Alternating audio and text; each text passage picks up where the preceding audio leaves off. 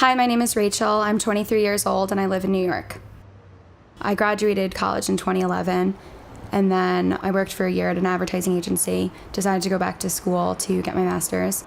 So I'm getting my master's in media management. I grew up in Long Island, so not too far from here. So originally when I graduated college, I was commuting and I was just like, I need to move into the city. That's like what I want to do. I love to go out and I love to have fun, but if I have work I need to do, if I have to go to work, if I have schoolwork, like I'm very disciplined in that sort of thing. I think I'm also very driven in terms of I always know what I want and I normally set myself a goal and then I just work towards it.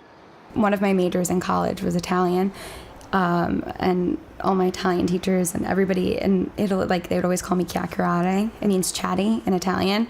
So I'm like very chatty, very easy to talk to.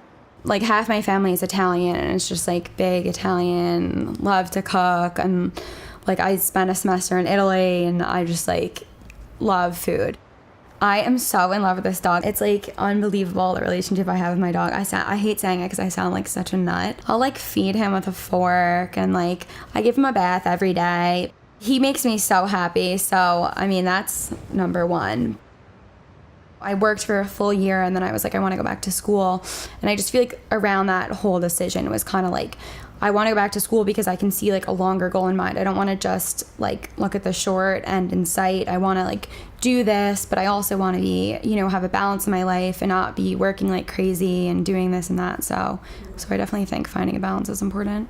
I think my biggest influence is my grandmother. She is 75 years old and she had stage 5 ovarian cancer 2 years ago, lost all her hair, was really, really sick, completely beat that, like came back from it, grew all her hair back. She's so balanced. She's very good at like, seeing the bigger picture or saying like, you need to do what makes you happy. She's like the best person to talk to for like any kind of life advice. She's always like, well, what do you want to do?